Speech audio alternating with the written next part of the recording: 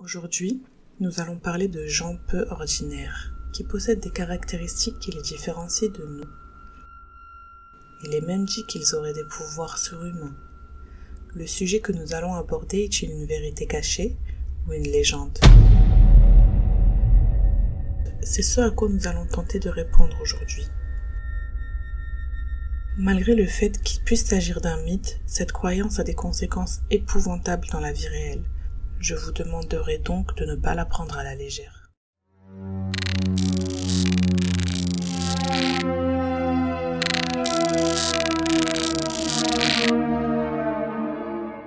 On a tous déjà entendu des histoires sur certaines personnes ayant des pouvoirs, que ce soit la vision de l'avenir, celle de personnes décédées, ou même le pouvoir de communiquer avec l'autre monde. Mais saviez-vous, mes amis, qu'il existe une catégorie de personnes parmi nous qui possèdent des caractéristiques physiques prouvant qu'ils ne sont pas ordinaires, qu'ils possèdent des dons inexpliqués, les Zuhri. Nous allons nous pencher sur les avis scientifiques et religieux à ce sujet, mais avant ça, laissez-moi vous expliquer ce qu'est un Zuhri. N'oubliez pas de vous abonner et de liker la vidéo si elle vous plaît, pour nous encourager à vous créer beaucoup plus de contenu. Le terme Zuhri est très répandu en Afrique du Nord et plus précisément au Maroc. On retrouve aussi ce terme dans certains pays du Moyen-Orient et du Golfe, mais passons. En général, ce mot définit une personne possédant des pouvoirs spécifiques. Elle peut prendre contact avec d'autres mondes et plus précisément celui des djinns, ce qui les rend très intéressants aux yeux des sorciers. Il est utilisé pour indiquer un enfant qui ne dépasse pas les 10 ans environ. Mais quel est le sens de ce mot, son étymologie? Il y a 3 avis différents à ce sujet. Certains pensent qu'il viendrait à l'origine du mot zar, la chance. Il s'agirait donc de personnes chanceuses. Pour d'autres, il aurait plutôt un lien avec l'astrologie, et l'enfant serait né pendant l'ascendance de la planète Vénus, Az-Zuhra en arabe. Mais le dernier avis est celui qui attire le plus l'attention et crée la controverse. Ce terme aurait pour origine le livre Az-Zuhar, un des livres les plus importants du judaïsme, contenant la philosophie de la Kabbale. C'est l'un des plus dangereux livres de sorcellerie juive, et on l'appelle aussi le livre de la splendeur. La communauté juive est très présente en Afrique du Nord et plus particulièrement au Maroc depuis de très nombreuses années. On penserait donc que ce terme Zuhri est un héritage des juifs anciens et de ce livre de sorcellerie. On dit des Zuhri qu'il pourrait s'agir d'individus parmi les djinns qui posséderaient les enfants à la naissance, ce qui transformerait un enfant humain en un djinn parmi les hommes. Ces enfants-là seraient très chanceux et amèneraient la chance avec eux où qu'ils aillent. Leurs pouvoirs paranormaux les protégeraient selon certains avis des peuples ayant cette croyance. D'autres disent au contraire que ce sont les djinns qui leur donnent cette impression de protection. Autre pouvoir qu'auraient les Zuhri est celui de savoir où se trouvent les trésors enfouis sous terre protégés par les djinns, et de pouvoir y accéder sans crainte. En d'autres termes, ils serviraient d'intermédiaire entre notre monde et celui des djinns. C'est particulièrement pour cette raison que les sorciers s'intéressent à ces enfants et utilisent d'horribles méthodes pour les atteindre. Comme je vous l'ai expliqué en début de vidéo, les Zuhri possèdent des caractéristiques physiques qui les rendent reconnaissables. Je vais vous en énumérer quelques-uns, mais gardez en tête que ce terme est utilisé pour définir des enfants d'une 10aine d'années maximum, filles ou garçons. Selon certains autres sorciers, il définit un enfant n'ayant pas encore atteint l'âge de la puberté.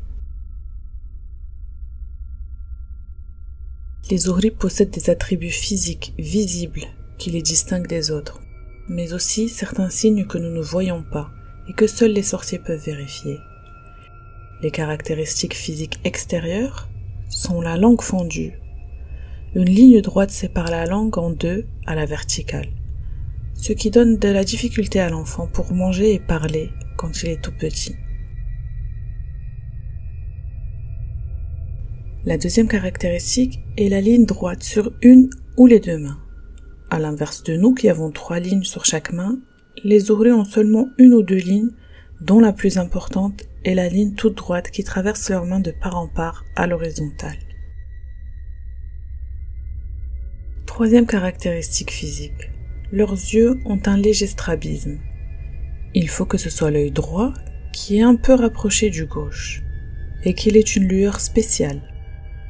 Pour la médecine, il s'agit d'un syndrome nécessitant un suivi médical, mais pour les sorciers, ce n'est qu'une preuve de plus que l'enfant est Zuhri. Si vous remarquez une de ces caractéristiques sur vos enfants, ou plusieurs, n'en parlez à personne et essayez de la cacher le plus possible. Quelle que soit votre communauté ou votre religion. Car ces sorciers ne sévissent pas qu'en Afrique du Nord, ils sévissent partout dans le monde. Passons maintenant aux caractéristiques physiques cachées. L'une des plus importantes pour les sorciers est la suivante, la couleur du sang. Leur sang n'est pas rouge comme le nôtre, il est rose clair. Je vous laisse imaginer les manières dont les sorciers se servent pour vérifier cette information. Leur sang est considéré comme le plus propre et pur en sorcellerie et les djinns en raffolent. Dans leur monde, il équivaut au mercure rouge pour nous, une substance tellement rare qu'elle est considérée par beaucoup comme une légende.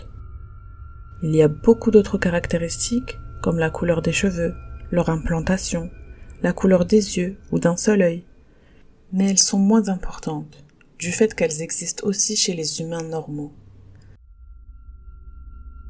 Maintenant, on va passer à la classification des Zuhri. Oui, vous avez bien entendu, j'ai bien dit classification. Car pour les sorciers, il y a des niveaux lorsqu'il s'agit d'un enfant Zuhri. Si l'enfant possède toutes les caractéristiques, il sera de niveau 1, les plus recherchés. S'il possède la ligne sur les deux mains et celle sur la langue, il sera de niveau 2. Et ainsi de suite. Moins vous avez de caractéristiques demandées, plus vous descendez dans le classement. Les demandes et les rituels aussi varient selon les niveaux. L'enfant de niveau 1 sera le plus recherché et demandé, ainsi de suite. Les endroits les plus redoutés, ceux où sévissent le plus ces sorciers, sont les campagnes et les villages éloignés. C'est pour ça, quand les parents prennent conscience que leur enfant est Zuhri, ils essayent de le cacher le plus possible. Vous savez pourquoi ? Parce que les sorciers chercheurs de trésors perdus les pourchassent, les enlèvent et leur font vivre une fin tragique.